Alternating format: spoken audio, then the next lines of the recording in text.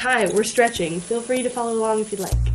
Welcome to Dance Diaries, where I document my life, restarting ballet, teaching again, and just rejoining the dance world. Here you will find all sorts of information about where I am in that journey, my mental health following it.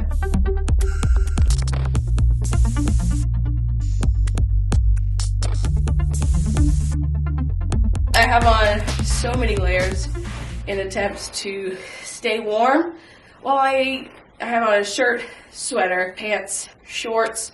I've got on compression socks with ballet shoes and my slippers. I've asked for some warm-up booties, not necessarily the dance kind, warm booties that I can wear to the studio because it's getting cold and I don't really have anything like that. The Taylor Swift little slippers, I'm gonna take these off, but I do have my ballet slippers on with compression socks underneath. I will be stripping off layers as I warm up, but here we go.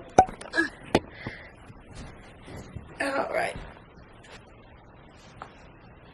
Come up and chest to knee. If you are new to stretching, the best thing you can do is when you're sore is to work through it. Now, genuinely, if you are in pain, pain is different from discomfort and soreness. You cannot move when you are in pain. If you are just stiff, the best thing to do is to work through it because that's going to train your muscles that, oh, this is what we do now. So therefore, you are able to go deeper every time you stretch and your body gets used to it. And so you're more easily able to go into those positions and work deeper into them. I'm going to take off my sweater because holy crap. Surprise, surprise. It's another Taylor Swift t-shirt underneath.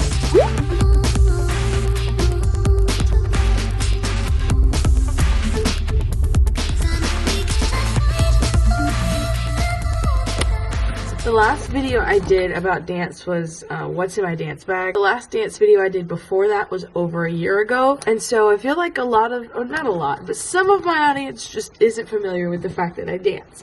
However, this channel is full of Taylor Swift, so they do know I indeed enjoy Taylor Swift. But a lot of this content is dance and Taylor Swift. So if you don't like either of those things, maybe you're in the wrong place. But if you like one of those things, you're in the right place. Today has been extra hard mentally because my allergies have just been crap.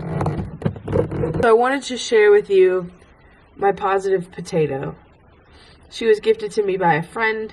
Her name is Jenny. I love you, Jenny. I keep her in my dance bag so I can see her at all times. Today we are packing for tap class.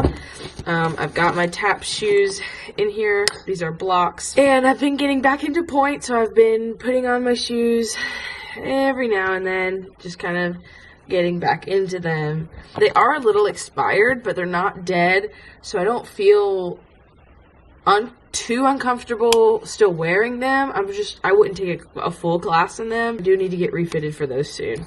But today we are just doing tap. Hey there, it's me, hi. I wanted to have a little conversation about, like, let's just discuss some things really quick. Okay, so here's the thing.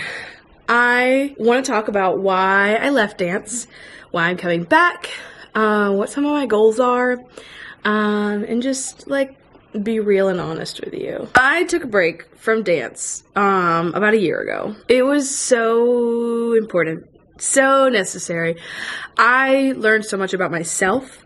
I learned so much about my ambitions as a dancer, as a dance teacher, what I want to do with my life. It was just that it was a 10-month long break from dance. I left mid-season, which I never wanted to do. I hated that I did that to the studios that I was working for. And I was like, you know what? I don't know when I'm going to be back. I don't know if I'm ever going to be back.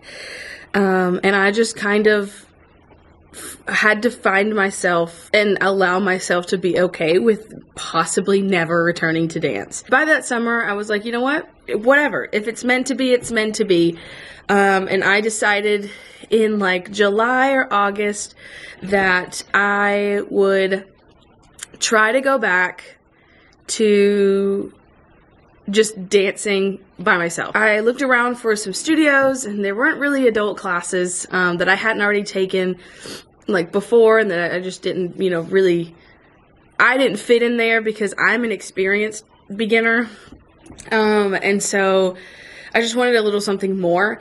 One day, someone texted me to see if I could substitute for their class at this studio, and I said, sure, why not? So I did, and I think right then and there is when I decided that I wanted to be back in dance. And I took it slow. I had my first class with them in like late September, maybe even early September, I don't really remember. But it was sometime in September, and then I substituted again for them in October, and the owner was like, hey, you want to work here? And I was like, I don't know. I kind of gave them my whole mental health spiel and how I was just burnt out, and, you know, I'm trying to, you know, take my time with coming back. And they said, okay, just let us know. So I was like, you know what? I can do every other week. Like once a week, I'll do tap class, and then the next week I'll do jazz class, and we'll do that for a little bit.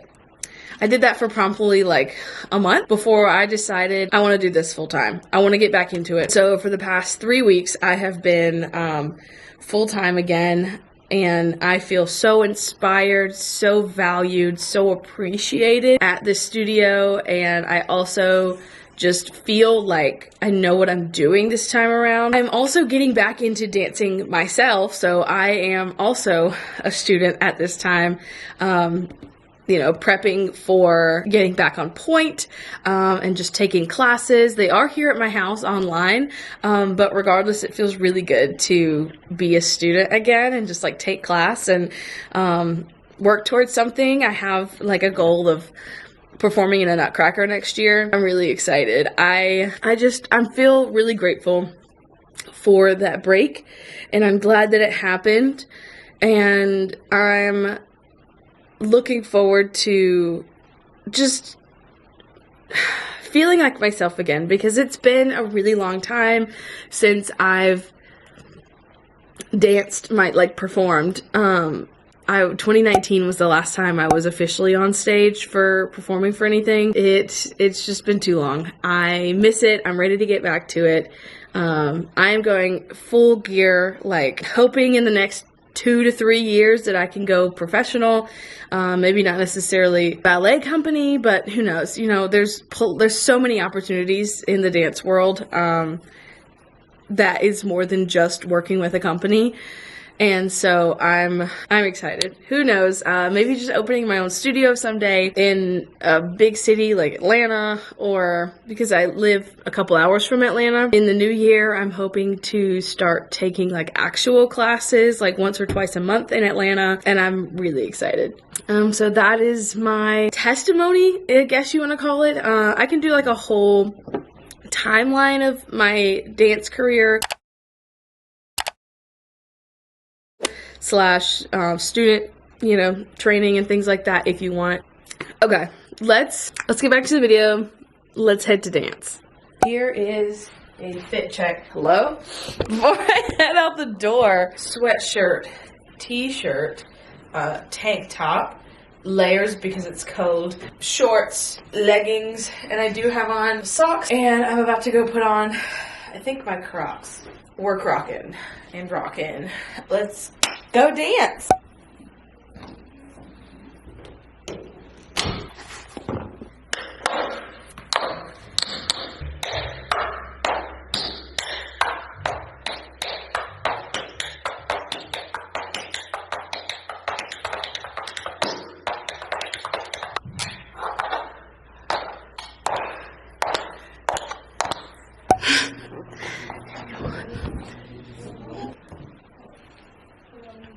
Finished class, and what am I doing? I have to put these on.